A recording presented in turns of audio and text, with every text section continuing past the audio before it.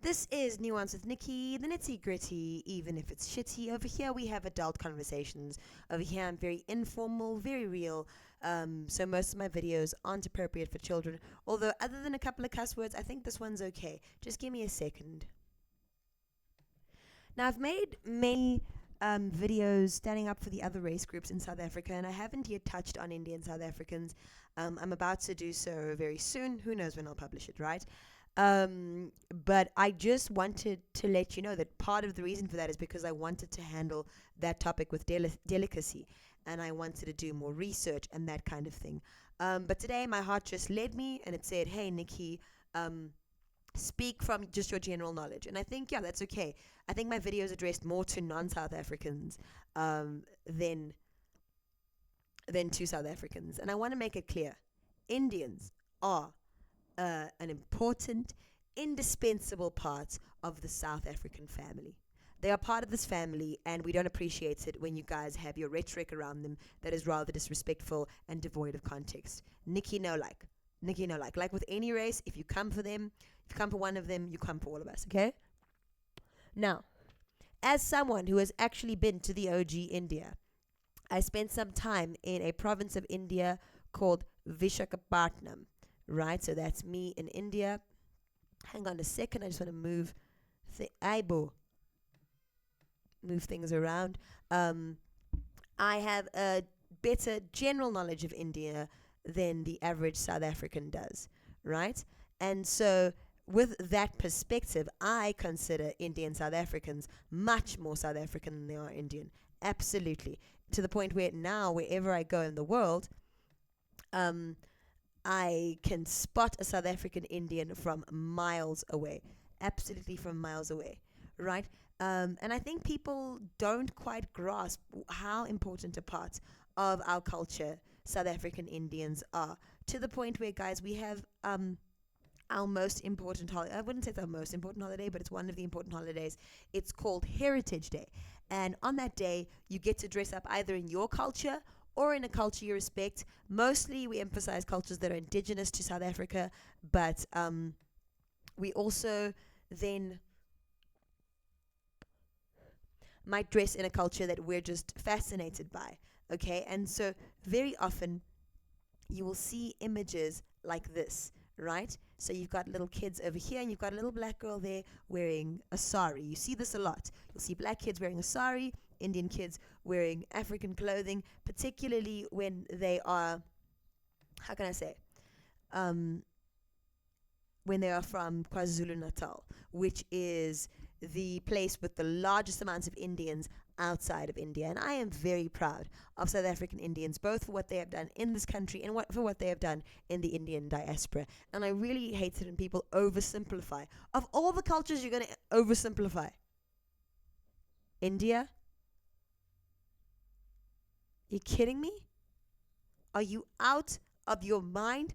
Every culture is deep in this world. But if every culture were Mount Everest and had a depth that you can't see to it, then Indian culture is the Mariana Trench of cultures, right? It just because of where it geographically lives, right? It is just a cross section of so many different things, and most of India, I find, has done such a seamless job of integrating the good from other cultures and leaving out the bad. Of course, these are human beings. These are the second, or they may now be the first most populated people in the world, right? So there's going to be a gazillion shades of grey there, right? But I'm focusing on South African Indians who somehow managed to navigate the complexity of Indian culture and the complexity of South African culture, which is hectic. It's hectic, bro. And one of the reasons why, if you noticed a year or two ago, it was a year ago, I want to say, when black South Africans were so protective of colored South Africans, is because there's something they know about colored South Africans. And this has happened to Indian South Africans to a slightly higher degree, actually. And that is that people have consistently played Rubik's Cube with our identity, right? Just in one century, in one generation, right? You will find that one moment an Indian person is, okay, I'm going to have to speak as loudly as I can. One moment they're black, okay? Then they are colored. Then they are Indian. And then you've got the little sub cultures, because like with colored, you had Cape Malay, Cape, what other colored, all those kinds of things. I'm not even sure how they delineated Indians, but there's this constant shifting and shifting and shifting, and most of us as South Africans, whatever our race, are tired of people coming for the less understood cultures in our country. So I'm going to say the positive, okay? I'm going to say the positive. There's far too much emphasis lately on the negative. All right, so let's look at my window capture. Let's have a look over here.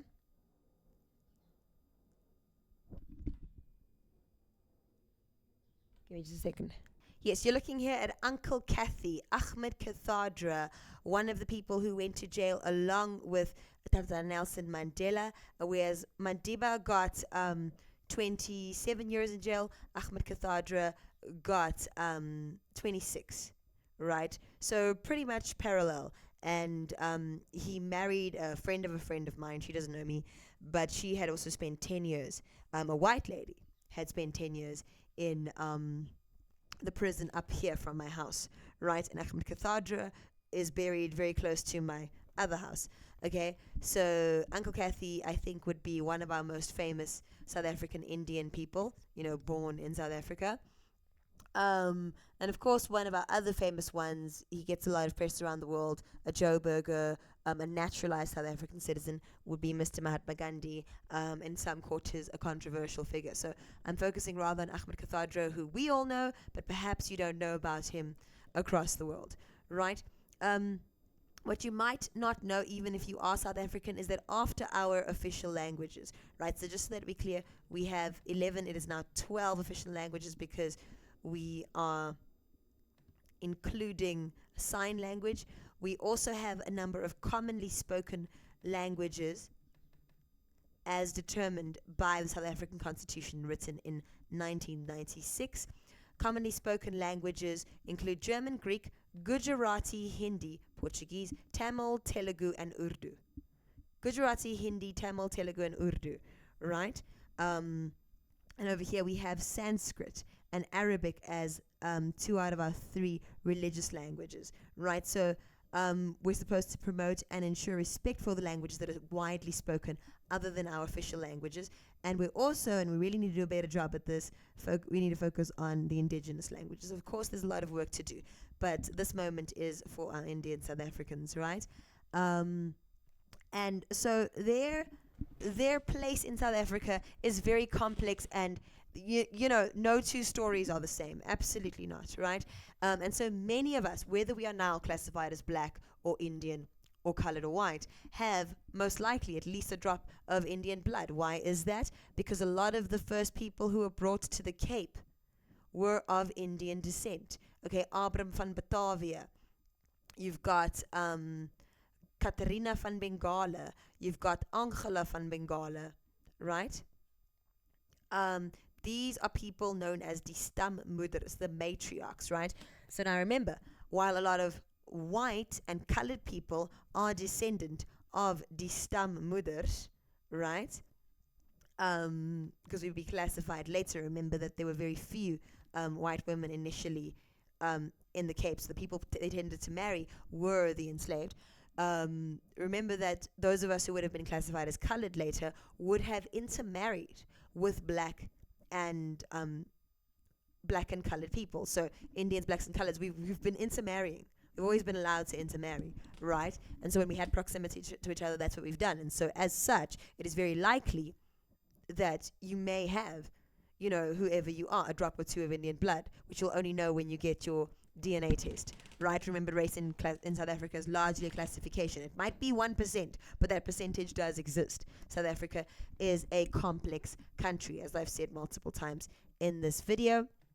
And I'm going to give a shout out to those who may not know, to our most famous, as soon as I can change the screen, to our most famous South African Indian movies. So South African Indians are marginalized in the cultural context. We don't necessarily have as big of a unique cultural thing that's in the collective consciousness of South Africa as we do for other more dominant races. However, they do tend to fit in these days into the merchant classes. Okay, so this is complex. It's complex, not all cut and dry. Okay, and I'm here to spread love, not hate. So relax yourselves. And a lot of people around the world will say, those Indians better leave South Africa. Sir, ma'am, you better leave South Africa. Leave South Africa alone, because you ignore her most of the time. And then, she's like an afterthought in a chapter, and you're not bothering us, we're not bothering you. But if the only thing you have to say is negativity, and you go, I don't care, they better leave. Honey, show us where we asked. Okay? Because what you care about is supremely irrelevant. You can't just decide that you come from another part of the diaspora, and because of lazy notions, you're suddenly the president of a whole country with a whole history where the river runs deep. Okay, so frankly, back off South Africans. And right now, this is a back off Indian South Africans. If we wanted to have a war, we're fully capable of it. Okay, we'll let you know. But we're trying to chill. We're trying to have a nice time. Okay? And so this is a trailer for one of our most famous movies, and it does impress upon you some of the complexity of navigating South African culture if you are an Indian. So I think our most famous Indian comedian, so remember, he falls within the intersection of Indian, coloured, and Muslim, right? These are not mutually exclusive ideas, but you'd have to be interested in our culture to actually look at that. Instead of having preconceived notions. This is Riyad Musa, who also happened to play Ahmed Kathadra in one of the Mandela movies. And the weight and the heaviness of being a South African of color, especially when that is matched with the history of India and all of those connotations, it does, you get to scratch the surface if you watch this beautiful movie. So let's have a look. Please welcome onto stage, Cassie Go! Since I've become better known, everybody wants to take pictures with me. Just give me 1 minute, huh? They always give the Indian aunties the cell phone camera. No, it's going on WhatsApp. And she's the least qualified to actually use the cell phone camera. Just let me zoom in quickly. Daddy! Mother is driving me up the wall. Put on your jacket, Mariam. Please, can we get our own place? I'm working on it.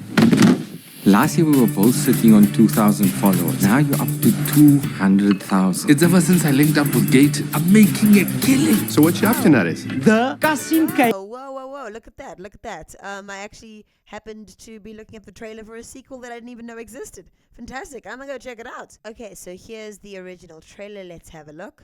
My name is Kasim and it's awesome to be here. Has anybody been for a Pakistani head massage? You never been in the middle of a massage praying for load shedding. At least I know why Pakistanis walk around flalical. I've been in this business a long time. I've probably got socks older than you. You do good stuff. A Muslim comedian. There's a demand for you out there, and I will supply that demand. That sounds amazing. I want you to look after the keys from now. And at the end of the year, I want you to take over properly. Why isn't he married yet? My cousin Farzana will be perfect for him. Lots of people say she looks like my twin. You just gotta figure out a way to do the comedy without anybody knowing. You need an alibi. You got the tickets. I especially love the portrayal of this father who, because of his strong anti-apartheid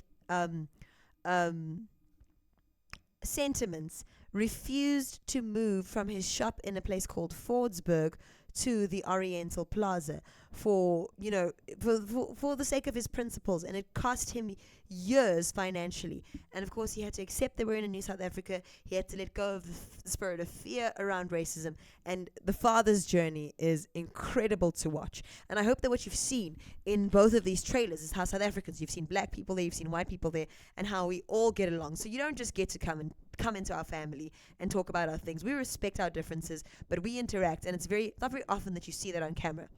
And some people may make the argument that there is racism amongst Indian people, colored people, and all of that thing. And I'd like to remind you to sweep around your own front door. There is no race that is without its prejudice, right? But it's always, particularly the brown people, the ones that kind of fit a nondescript kind of a thing, that are hit with a bigger stick. And I would remind you that within South African context today, you'd be hard pressed to find an Indian with a coffin case. Okay, if you don't know what the coffin case is and you're not South African, I was speaking to my family there. They know what I'm talking about, okay? And that is not me trying to throw certain race groups under the bus. It's just that I recently, and I'm still busy making a video on it, watched a video around someone weaponizing Indian culture against never mind. We'll get into that. But the point of this video, the point that I'm making is that they are and always have been an important part of the fabric of South Africa. And as usual, you as a visitor in our country are not welcome to insert yourself into our family conversation. So let's see what the rest of the trailer has to say. I'm sure anybody else don't want to come with. So what time does the show start? Standing in a bar full of drunk people is not who you are, cousin. He's a good boy, Brian. So that means he can lie to us. He just wants to make people laugh. Then tell him to join the bloody circus. And you can make him a clown suit from the fabric in the shop. I'm Jewish, man. What do you think when I told my dad I wanted to be a comic? Hey, you think he applauded? No, now he's my biggest fan, man. He tells all his friends, that kid's hilarious. Takes after his old man. I know what you are trying to do with this comedy thing. That's you, come from here.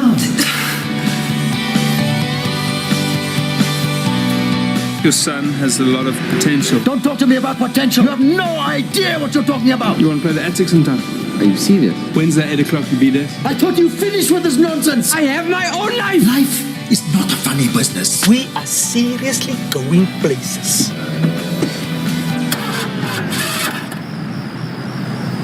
Don't say it. Okay, so play on words material because he works in a fabric shop. A beautiful relationship there between father and son. Anybody can relate to that. And the last thing I want to say is, whatever you think, here is what I know here in the city of Johannesburg municipality. When we were without water, and I know not all Muslims are Indian, not all Indians are Muslim. You know, the colored ones, there are absolutely Arabic ones, you know, whatever. But what I know is when I was without water, it was the mosques that opened themselves up and said to us on our WhatsApp groups, come to our boreholes and take as much as you need. They didn't care if you were rich. They didn't care if you were poor. They didn't care if you were white, black, Indian, if you were Christian, Jewish, Muslim. You saw Jewish South Africans there. You know, a Jewish South African believing in a Muslim South African more than his own dad did, for his dad's own moral complexity, trying to preserve the innocence of his son. This is complex stuff. It is not a conversation for a stranger to insert themselves into. South Africans are South African first and foremost, then everything else. Okay? But what I know is that in my hour of need, it was the mosques that were there for me. And yes, not all Indians are Muslim. A lot of them are Hindu. A lot of them are Christians. They're some of the oldest Christians in the world. The place that I worked at in India, I worked with people called the untouchables. This is not my term. That is a term embedded in Indian culture. If you don't know about the caste system, perhaps you want to go and learn about that. But the untouchables were people to whom Saint Thomas, actual Saint Thomas of the OG 12 disciples, the first original Christians, he went straight to India, you know, and because he's a fisherman, he spoke directly to the untouchables who were fishermen as well, because that's who he felt he could most relate to. And that Christian culture has gone on since then. You know, I know it might be associated with other races, but for at least twice as long, since the beginning of Christianity, Indians in India have been involved in that. All right? And of course, as a woman, how could I forget Raima Musa, one of the 4 pillars of the Women's Day March, which I believe happened in 1910. It was the early 1900s. You had Raima Musa, Sophie de Bruyn, Helen Joseph, Lillian Ngoyi, who led the Women's March against apartheid, right? And so this march was just indicative of how we have our 4 pillars in a way. Although it gets more complex than that, guys. Basically, what I'm trying to highlight to non-South Africans here is we have a history. We have a story. We have reasons for doing what we do. Those reasons are, of course, entirely our business.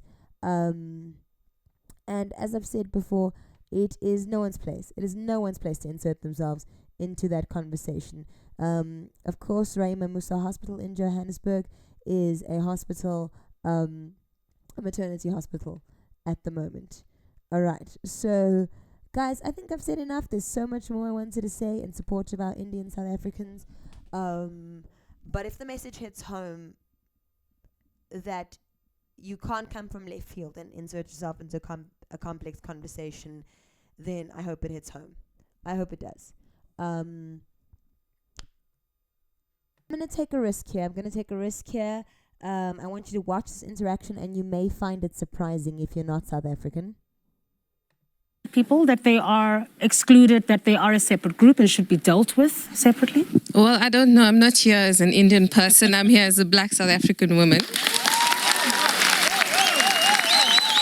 Now, if you are not South African, you will not get why that is a completely valid statement, and why in certain contexts, all of us fit under black, but then in another context, it's disrespectful to call yourself that because reasons, okay? We understand our relative privilege and all of that. We are not the ones who need you to be schooling us. We have towed this very fine line. But as I said, for a century, if there's a 70-year-old Indian person watching, she has had a Rubik's Cube played with her identity as to exactly where she fits in the South African context. She fits under the umbrella of black, but then she after a while fell under the umbrella of coloured, but then within coloured she then fell under the umbrella of Asian, and then within Asian she fell under the umbrella of Indian, and then I mean, in South Africa, it was a country where if you lived on this side of the street, you had this race classification. If you lived on that side of the street, you had the other one. You guys have no idea. We have an idea. We know how to handle it. It is not us that's confused. It is too many people who've had their fingers in the pot of what South Africa is. And we're asking you respectfully, please stop it. Please stop it. After a century, after 4 centuries even, just don't come from offshore and insert yourself in a complexity that we are ironing out, doing a great job given the time that we've had.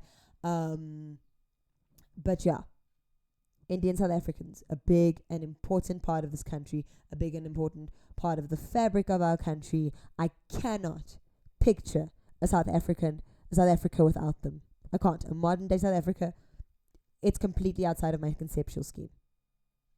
And I wanted to add this nuance, that as a coloured South African, there were things that I didn't even know were Indian. I just thought they were part of coloured culture.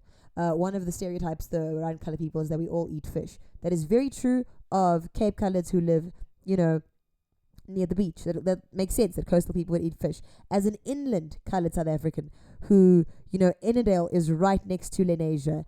Coronationville and all of those places are right next to Forwardsburg. Okay? Guys, we have had so much intersection with each other that when I was trying to explain to an English-speaking white person that every Sunday at my house we eat biryani, he tells me, you've got the wrong culture. No! In Innerdale, that was a normal thing for us to eat biryani. There's a very specific coloured kind of biryani, and I don't believe I have a drop. I think all South Africans have a drop of Indian blood, but I think my Cruz hair will tell you that it's very unlikely that it's a strong genetic code.